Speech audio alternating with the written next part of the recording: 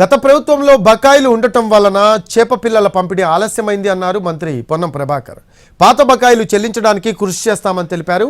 ముఖ్యమంత్రి పట్టుదల వల్లనే చేప పిల్లల పంపిణీ జరుగుతుందన్న మంత్రి చేపల ధరలు సామాన్యుడికి అనుకూలంగా ఉండే విధంగా చేప పిల్లల పంపిణీ చేస్తామని వివరించారు.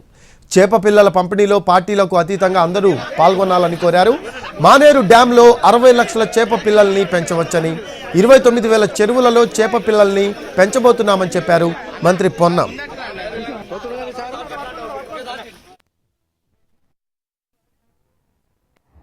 సప్లైకి సంబంధించిన సమస్య పేమెంట్ ఓల్డ్ డ్యూ అడుగుతున్నారమ్మా.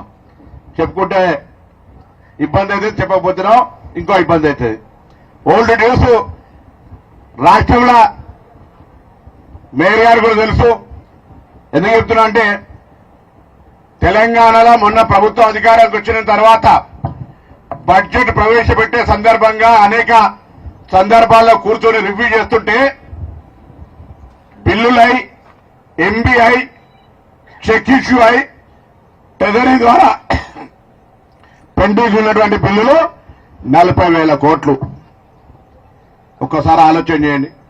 గౌరవ శాసనసభ్యులందరూ కూడా పార్టీలు ఏవైనా చేప పిల్లలకు సంబంధించిన పంపిణీ లోపల మత్స్య కార్మికులకు అండగా ఉండండి. ఈ రాష్ట్రంలో ఉన్నటువంటి దాదాపు 29,000 చెరువుల్లో 5 లక్షల కుటుంబాలు ఇప్పటికే లైసెన్స్ పొంది ఈ వృత్తి ద్వారా జీవన ఉపాధి కొనసాగిస్తున్న వాళ్ళందరికీ అండగా ఉండే బాధ్యత ప్రతి ప్రజా